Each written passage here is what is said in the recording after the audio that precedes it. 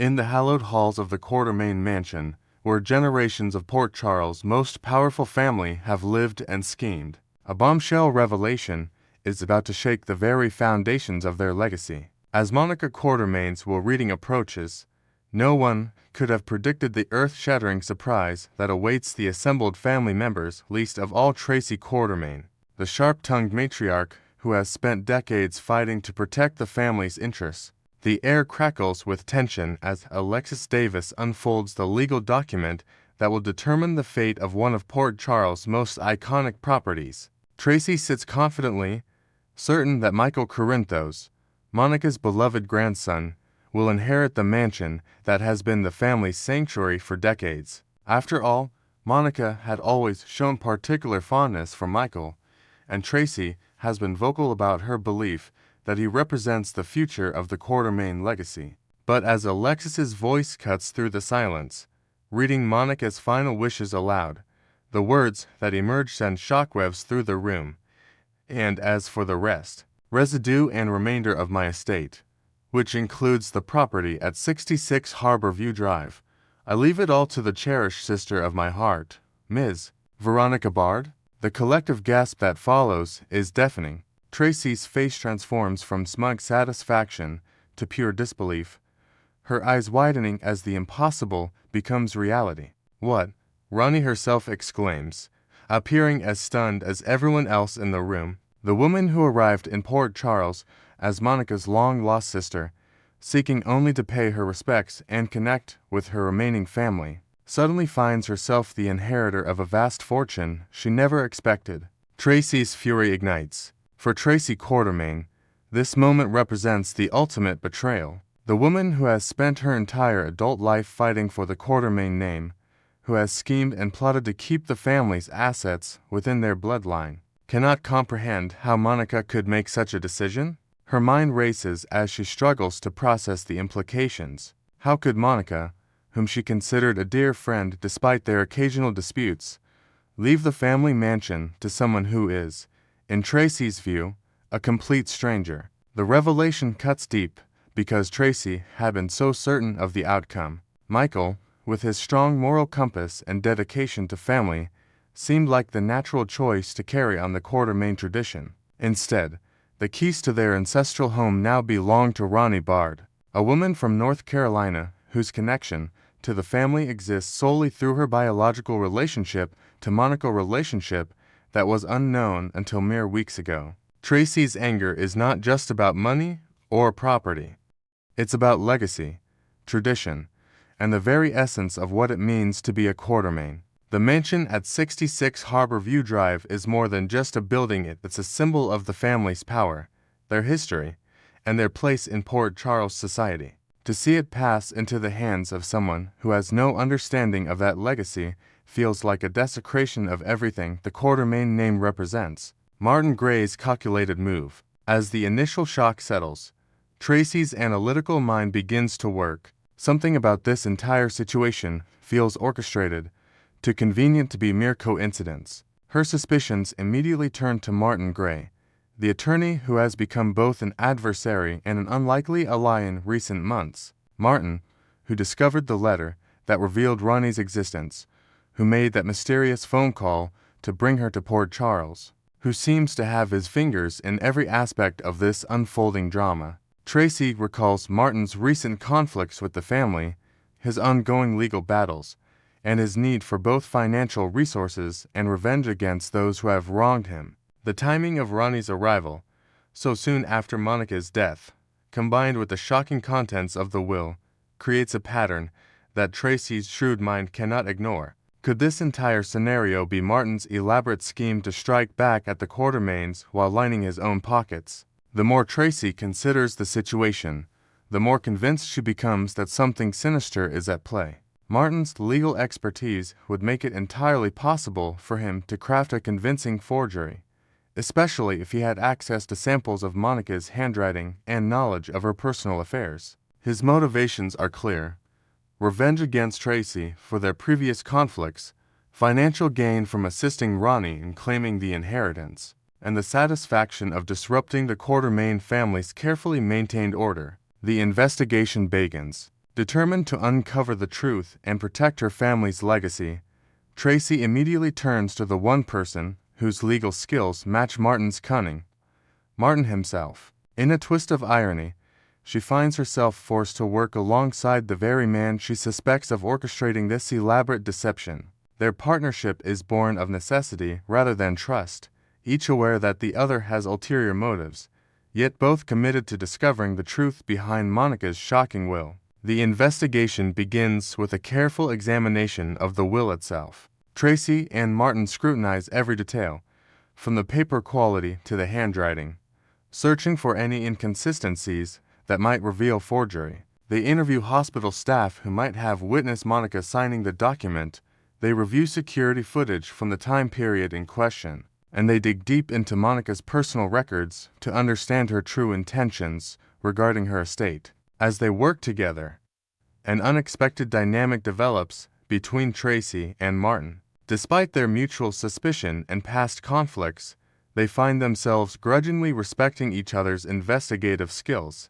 Tracy's intimate knowledge of Monica's habits and preferences proves invaluable, while Martin's legal expertise helps them navigate the complex web of estate law and documentation. Their collaboration, though tense, becomes increasingly effective as they uncover layers of deception. The shocking discovery. Days of intensive investigation finally yield the breakthrough Tracy has been hoping for. Hidden within the legal documentation, they discover inconsistencies that would be invisible to the casual observer but glaring to trained legal minds.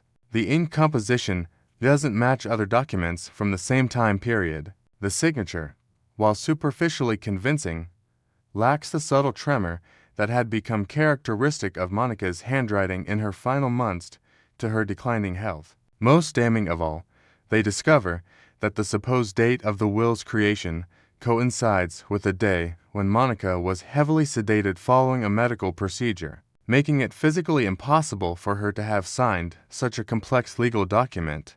The evidence is overwhelming. The will is a sophisticated forgery, crafted by someone with intimate knowledge of Monica's affairs and access to her personal documents. The revelation fills Tracy with a mixture of vindication and fury. Her instincts about Martin's involvement appear to be correct, yet the man himself seems genuinely surprised by their discoveries. This creates a new puzzle. If Martin didn't forge the will, who did? And what is his true role in this elaborate scheme? The family confrontation. Armed with irrefutable evidence of the forgery, Tracy calls for an emergency family meeting in the Quartermain living room. The atmosphere is electric with tension as family members gather, many still reeling from the shock of Monica's will reading. Ronnie sits uncomfortably among them, clearly out of place in the opulent surroundings, while Tracy prepares to deliver what she believes will be a devastating blow to the deception. With Martin standing beside her as witness to their investigation, Tracy presents the evidence methodically and ruthlessly. She displays the forensic analysis of the document, the testimony from hospital staff, and the medical records that prove Monica's incapacitation on the alleged signing date. Each piece of evidence builds upon the last, creating an unassailable case that the will is fraudulent. The family's reaction is immediate and explosive. The shock gives way to anger as they realize how thoroughly they have been manipulated. Michael, who had been gracious in accepting what he believed to be his grandmother's wishes, now feels deceived and violated. Other family members express their outrage at having their grief exploited by someone seeking to steal their inheritance. Ronnie's fall from grace. As the evidence mounts against the will's authenticity, all eyes turn to Ronnie, the supposed beneficiary of this elaborate fraud. The woman who had seemed genuinely surprised by her inheritance now appears in a completely different light. Her claims of innocent involvement ring hollow in the face of the overwhelming evidence, and the family's initial sympathy for the long-lost sister quickly transforms into suspicion and hostility. Tracy's accusations are swift and merciless. She paints Ronnie as a calculating opportunist who saw Monica's death as a chance to enrich herself at the family's expense. The narrative Tracy constructs is compelling.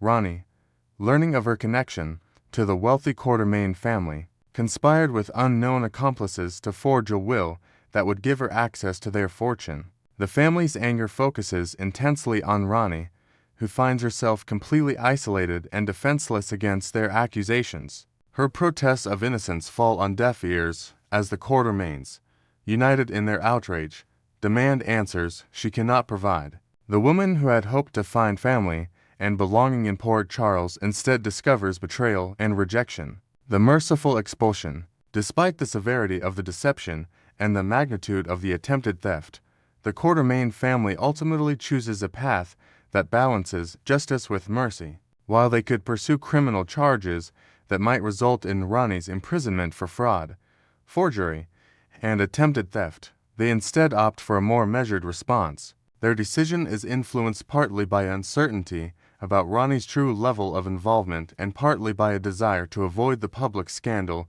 that would accompany a high-profile criminal trial. The family's ultimatum is clear and non-negotiable.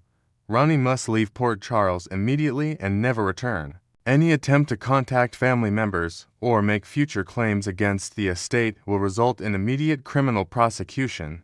While this resolution spares Ronnie from jail time, it effectively banished her from the only family connection she had ever known. For Ronnie, this merciful expulsion feels almost worse than imprisonment would have been. She came to Port Charles, hoping to find belonging and family, only to discover rejection and exile. The brief taste of wealth and acceptance makes her current isolation even more painful. Yet she recognizes that the family's restraint has saved her from a much worse fate. The final departure. As Ronnie prepares to leave Port Charles, her reflection on the events that brought her to this point reveals a complex mixture of regret, disappointment, and perhaps relief. Whether she was truly innocent of the forgery or complicit in the deception remains unclear, but the consequences are undeniable. Her dreams of reconnecting with Monica's memory and finding acceptance among the Quartermains have crumbled completely. The departure is as quiet and unceremonious as her arrival had been dramatic. With few possessions and no friends to see her off, Ronnie boards the bus that will take her away from Port Charles forever. Her last glimpse of the town that briefly promised so much shows her a place that no longer holds any welcome for her. For the Quartermain family, Ronnie's departure represents both victory and loss. They have successfully protected their legacy and exposed the deception that threatened to destroy it. But the process has also revealed vulnerabilities in their security and raised questions about trust that will linger long after this crisis passes. Tracy's triumph in uncovering the truth comes with the recognition that their family's wealth and prominence will always make them targets for those seeking to exploit their success. As Port Charles returns to its usual rhythm of intrigue and drama, the Quartermain mansion stands secure once again under family control. Yet the events surrounding Monica's forge will serve as a stark reminder that in a town where secrets run deep and loyalties shift like sand, even the most powerful families must remain vigilant against those who would destroy them from within. Next, we will learn about the explosive twist in Port Charles' custody saga that's leaving everyone reeling from the fallout. In the high-stakes world of Port Charles, the battle over custody rights has erupted into a full-blown scandal, with shocking accusations flying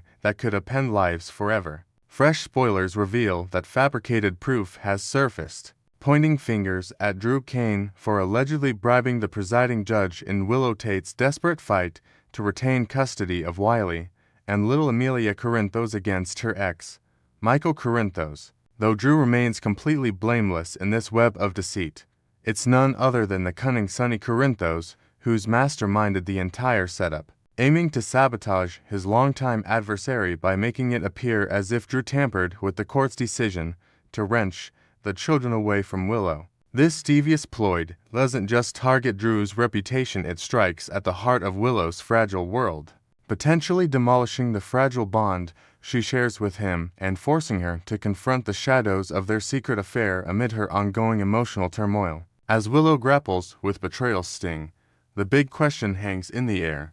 Will she seek solace in the arms of her biological mother, Nina Reeves, for some much-needed guidance and warmth? Or will she swallow her pride and approach Michael Corinthos in hopes of mending their shattered family ties? This frame-up isn't merely a plot twist.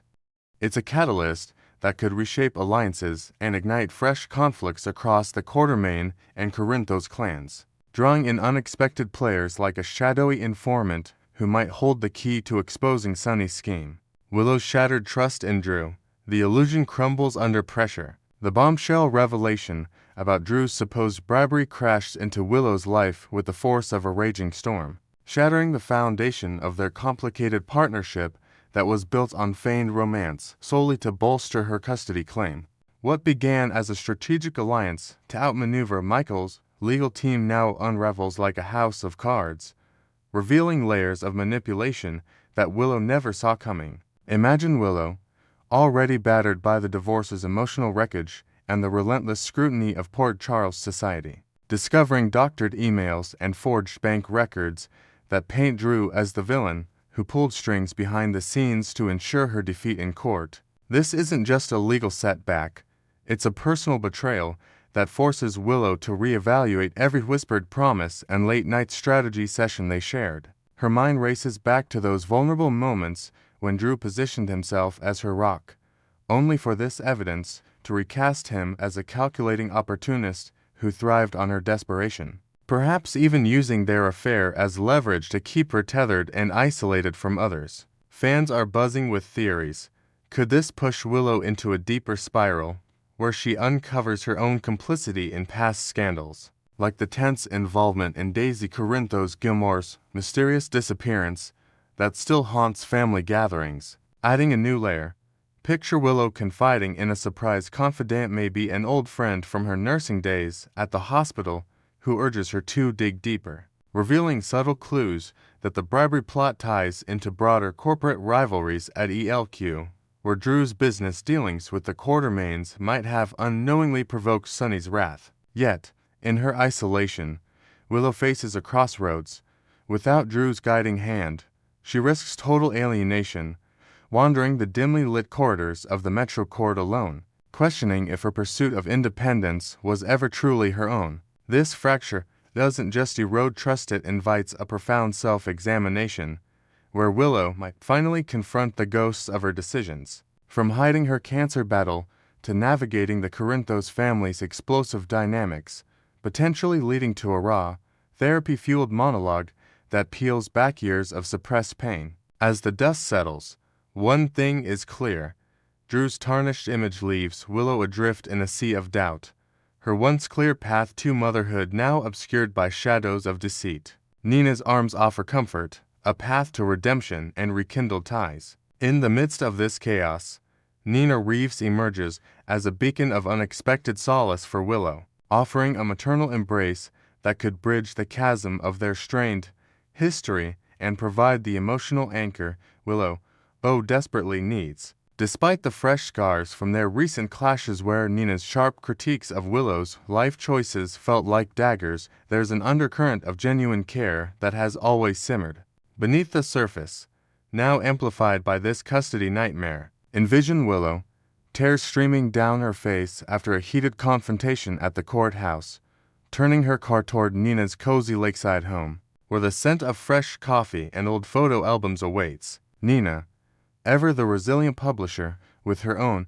history of family heartaches, has just orchestrated a subtle takedown of Willow's errors in a recent Crimson article, framing it as tough love rather than outright condemnation, a move that inadvertently positions Nina as the voice of reason amid the scandal. Ironically, Sunny's elaborate frame-up works in Willow's favor here, casting her as the innocent pawn in Drew's corrupt game, which softens Nina's stance and opens the door for heartfelt apologies. Fans are thrilled at the prospect of this reunion.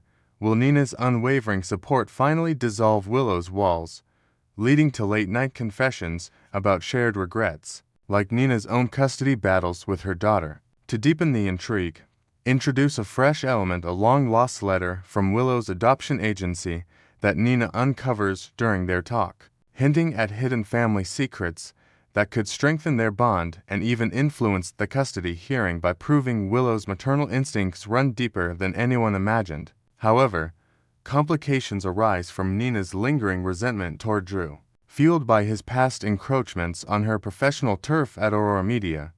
This grudge might tempt her to fuel the fire against him, creating tense moments where Willow must navigate her mother's biases. Pride could still be a barrier. Willow's independent streak might make her hesitate at Nina's doorstep, fearing it signals weakness, but the allure of unconditional acceptance proves irresistible. This potential alliance isn't without risks.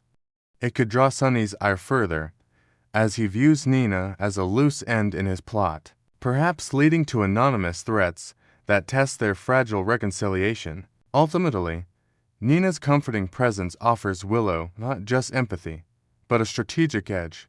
Her connections in the media world could amplify the truth about the frame-up, turning public opinion in Willow's favor and paving the way for a custody appeal that feels less like a battle and more like a homecoming. In this evolving dynamic, mother and daughter stand on the brink of healing, their relationship blossoming amid Port Charles' relentless drama. Can Michael forgive her? Paths to reconciliation amid lingering wounds. On the flip side, Willow's path to redemption might lead her straight back to Michael Corinthos, where a humble plea for forgiveness could spark the embers of their once vibrant family life. Now dimmed by layers of hurt and suspicion, Michael's fortress of distrust has been fortified by Willow's affair with Drew and her entanglement in the high-profile kidnapping of Daisy Corinthos' Gilmore saga that involved shadowy figures and police interrogation still echoing through the PCPD halls. But this bribery exposed flips the script, portraying Willow as the manipulated victim rather than the instigator.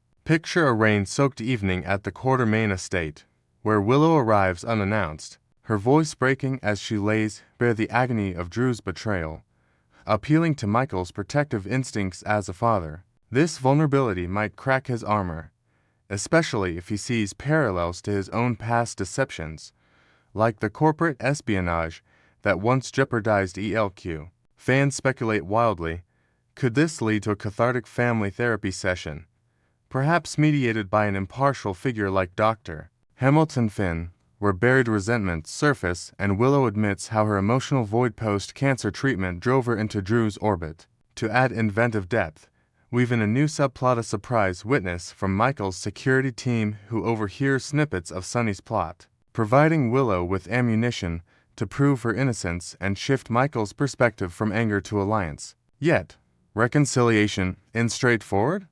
Michael's ongoing alibi troubles with the enigmatic Jacinda, a business associate entangled in a separate fraud investigation, pull his focus away, creating jealous undertones that make Willow question if there's room for her in his life. Her plea hangs in the balance. Will Michael's love for Wiley and Amelia override the scars, leading to tentative co-parenting dates at the park where they rediscover shared laughter? Or has the damage accumulated too deeply, with Michael's guarded heart slamming the door shut, forcing Willow to face the possibility of permanent separation? This bribery detonation reverberates through their story, potentially unraveling Michael's ties to Sonny if the truth emerges, as he grapples with loyalties torn between family and friendship. In the end, Willow's bid for Michael's forgiveness tests the resilience of their bond, offering a glimmer of hope for Wiley and Amelia's stable future, while highlighting the Corinthos clan's intricate web of loyalties and betrayals. As this custody crisis unfolds in Port Charles, the ripples of Sonny's frame-up promise more twists, from courtroom showdowns to heartfelt reunions, keeping viewers on the edge of their seats. Stay tuned to the ABC General Hospital Spoilers channel for the latest updates on Willow's journey through trust, forgiveness, and family redemption, because in this town, no secret stays buried for long.